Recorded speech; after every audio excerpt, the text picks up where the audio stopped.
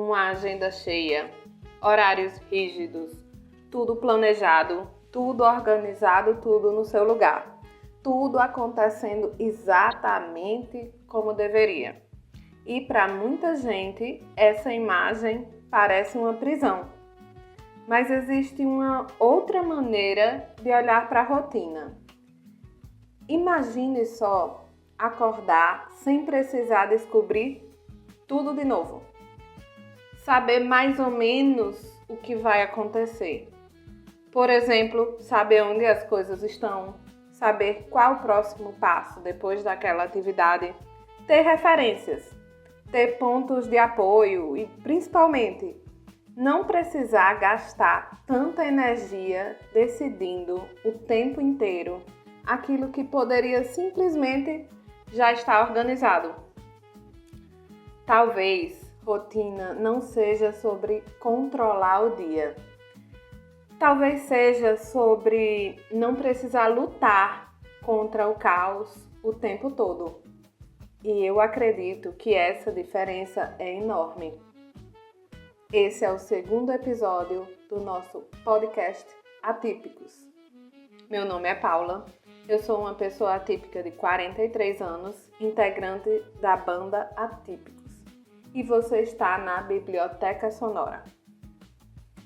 Em nosso primeiro episódio, começamos com uma pergunta bem simples, mas profunda. Por que algumas coisas que parecem fáceis podem exigir tanto esforço? Hoje vamos continuar essa conversa, mas eu gostaria de propor uma leve mudança de foco. Eu gostaria de falar sobre uma palavra que, quando aparece associada ao autismo, costuma carregar uma enorme quantidade de preconceitos. Isso é curioso. Preconceitos, interpretações, expectativas. A rotina. Talvez você já tenha ouvido que pessoas autistas precisam de rotina. Talvez você já tenha ouvido que pessoas autistas não gostam de mudanças. Ou até que tenham usado essas frases para explicar algum tipo de comportamento. Mas existe uma pergunta que quase nunca fazemos. O que essa tal de rotina realmente faz pelas pessoas? Ela limita, ela controla, ela impede a espontaneidade? Ou será que em determinadas condições ela pode fazer exatamente o contrário? Pode reduzir esforço ou diminuir a incerteza? Pode organizar o ambiente, liberar energia para outras atividades, criar espaço na nossa mente, oferecer segurança, talvez? Ou talvez até ajudar a gente a aumentar a própria autonomia, será? É sobre essa mudança de perspectiva que eu gostaria de falar nesse episódio de hoje. Porque talvez a rotina não seja uma prisão e sim uma libertação. É isso, talvez seja suporte. Porque imagine que você está em uma cidade desconhecida, mas você precisa chegar em algum lugar. Não existem placas, não existe mapa. Você não sabe exatamente onde está e nem para onde deve caminhar. E a cada esquina precisa decidir para onde seguir. É claro que você pode chegar onde você quer chegar, mas você vai gastar muita energia para isso. Agora, imagina a gente na mesma cidade, mas com um mapa. Você ainda precisa caminhar. E ainda precisa prestar atenção, você ainda pode errar o caminho, reencontrar uma rua fechada, mas existe uma referência aqui. Existe um ponto de partida, uma decisão, uma ideia de onde você está, para onde você quer ir. A rotina funciona assim. Ela não caminha por nós, nem elimina as nossas escolhas, ela não impede imprevistos, mas pode diminuir a quantidade de decisões que precisamos tomar ao longo do dia. Isso é especialmente importante quando pensamos em ambientes imprevisíveis. Porque quando não existem referências claras, uma sequência aproximada, horários conhecidos, organização mínima, antecipação de acontecimentos, a pessoa pode precisar fazer algo que parece invisível, mas é muito desgastante, que é prever o tempo inteiro. O que vai acontecer, quando, depois disso o quê, quanto tempo vai durar, quem estará lá, o que eu preciso levar, e se alguma coisa mudar e se eu atrasar, e se eu não conseguir, e se alguma coisa que eu não esperava aparecer no meio do caminho. São muitas perguntas e cada uma delas pode parecer coisa pequena, mas elas se acumulam.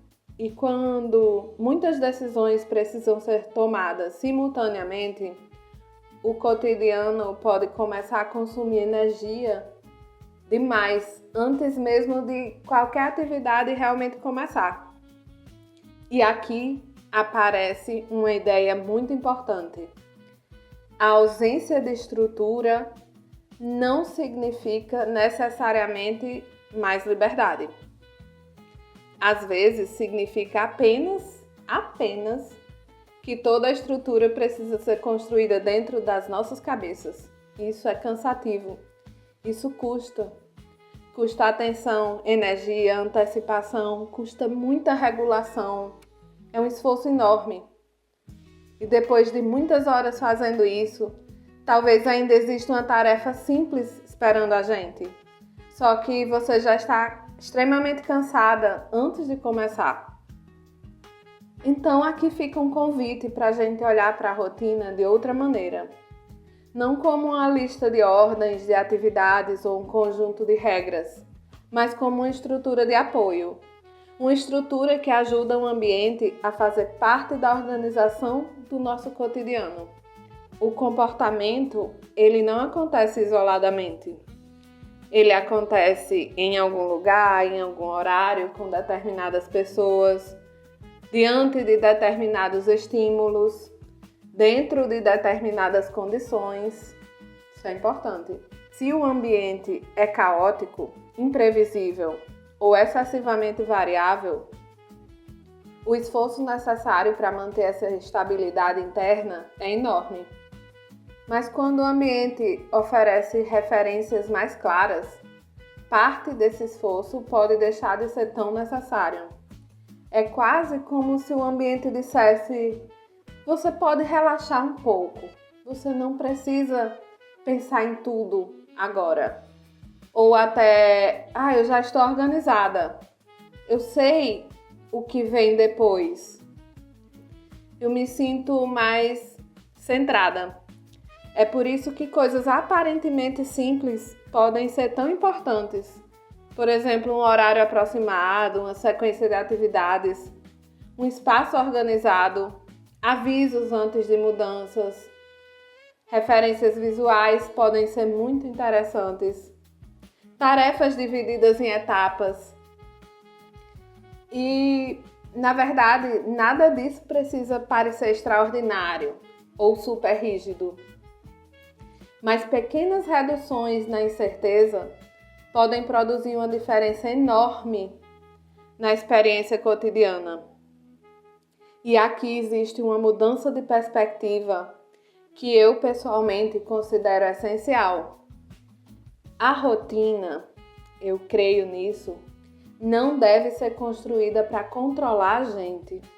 Eu acredito que a nossa rotina deve ser construída para favorecer a fluidez do nosso cotidiano.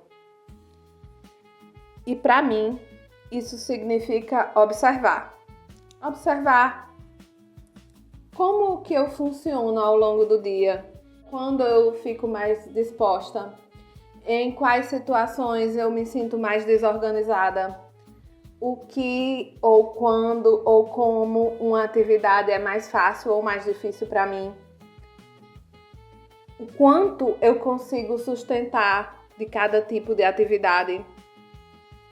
O que parece funcionar por alguns dias pode ser possível no médio prazo. Ou seria impossível manter? Para mim, essas perguntas são muito mais importantes do que criar uma matriz para desenvolver uma rotina perfeita. Porque eu acredito que não existe essa rotina perfeita. E, na verdade, eu acredito que ela nem precisa existir. Isso mesmo. Eu acredito que existe uma distinção fundamental. Uma rotina saudável não precisa ser uma sequência imutável. Na verdade, ela precisa ser uma base estável, capaz de receber mudanças. Como uma árvore. Ela tem raízes, mas seus galhos se movimentam. Ela tem uma estrutura, mas ela não é completamente imóvel. Ela permanece enquanto se adapta. Isso é incrível. E eu acredito que a nossa rotina pode funcionar da mesma maneira. Ela pode ter pontos de referência, como uma árvore enraizada, sem precisar ser totalmente rígida o tempo todo. Pode ter horários aproximados sem transformar o relógio da casa em um fiscal do tempo. Eu acho isso legal. Porque a flexibilidade não significa ausência de estrutura. Quando existe uma base conhecida, a mudança pode ser incorporada sem que tudo precise ser reconstruído do zero, o que é muito cansativo e, em geral, para mim, muito frustrante. E isso muda completamente a relação com o imprevisto. Mas o imprevisto continua sendo imprevisto. Só que talvez um imprevisto não precise destruir todo o resto da minha rotina. Nesse ponto, a rotina ela não retira minha autonomia, mas ela retira obstáculos desnecessários. Ela não elimina o improviso, mas ela cria condições para que eu consiga decidir melhor. Exatamente. Não controla o comportamento, mas diminui a complexidade da minha resposta. E aquilo que antes consumia tanta energia passa simplesmente a fazer parte do cenário. Às vezes eu penso que talvez, a gente tenha passado tempo demais perguntando como fazer uma pessoa se adaptar à rotina. Quando talvez, devêssemos perguntar como construir uma rotina que se adapte àquela pessoa. Essa mudança parece pequena, mas ela altera completamente o nosso ponto de partida.